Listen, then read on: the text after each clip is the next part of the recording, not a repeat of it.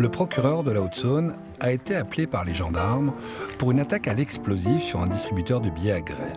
1 heure de voiture depuis Vesoul, mais une priorité de se rendre sur le terrain, surtout dans cette ville tristement marquée par une autre histoire.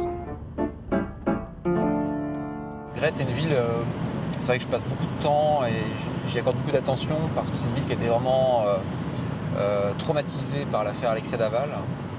Et il y a toujours là-bas un retentissement très fort dès qu'il y a un fait de délinquance grave qui s'y produit. Donc, je vais saluer les... Bonjour. Bonjour. Bonjour. Bonjour. Alors, je vous écoute. Alors, 1h17... Donc c'est les gendarmes qui arrivent les premiers. Les gendarmes qui arrivent les premiers. Ouais. Toute la partie écran du DAB a été projetée de l'autre côté de la rue, en fait. Il y a des personnes qui ont entendu des choses. Il y a 3 témoins qui ont été réveillés par le souffle de l'explosion.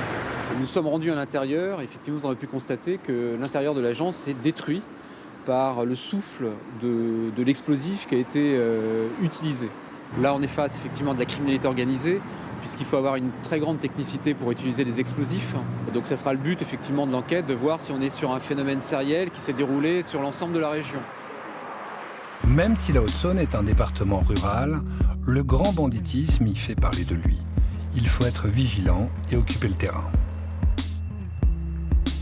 Retour à Vesoul, cette fois à la gendarmerie pour une mission particulière avec le contrôle des geôles. Sur les murs, il y a pas de graffiti, donc c'est propre. Par son statut, le procureur contrôle et visite 1 fois par an cette unité de la gendarmerie, la brigade motorisée. L'occasion d'échanger sur le quotidien des gendarmes. Là, actuellement, on a 98 accidents, 11 tués et 109 blessés. Moi, les refus d'obtempérer, là, il faut qu'ils soient déférés. Parce que on a eu des mises en danger de vous, quand même. C'était à Vesoul. Vous vous rendez compte, hein. Au palais de justice, la vie suit son cours. Autre acteur essentiel dans la vie de cette juridiction, le juge d'instruction. Le juge d'instruction n'enquête pas de sa propre initiative, mais enquête uniquement dans le cadre juridique que lui aura donné le procureur de la République. Le juge d'instruction, il travaille de manière autonome, sans aucune hiérarchisation et contrainte dans les pouvoirs d'enquête. Le procureur va gérer aussi tout ce qui est tout venant, alors que le juge d'instruction gère que les dossiers complexes. Oui, monsieur Dupic, à la permanence. Je viens d'apprendre, monsieur. Une personne des gens du voyage, en fait, son véhicule a été vu sur les lieux d'un vol en Réunion, un vol de cuivre pour à peu près 100 kilos de câbles. Nous poussons une dernière fois la porte de permanence du parquet pour découvrir de nouvelles histoires qu'il va falloir entendre, juger. Vous avez été interpellé alors que vous aviez consommé des produits stupéfiants. Vous conduisez un véhicule pour lequel vous n'avez pas l'autorisation de conduire. Ça, c'est une amende. Vous avez déjà refusé le contrôle. C'est à cause d'un monsieur qui se foutait de ma gueule, qui se foutait de moi. Un monsieur qui se fout, c'est bon.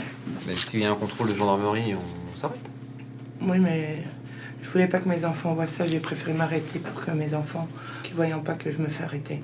Pourquoi vous n'avez pas voulu souffler après? J'ai soufflé.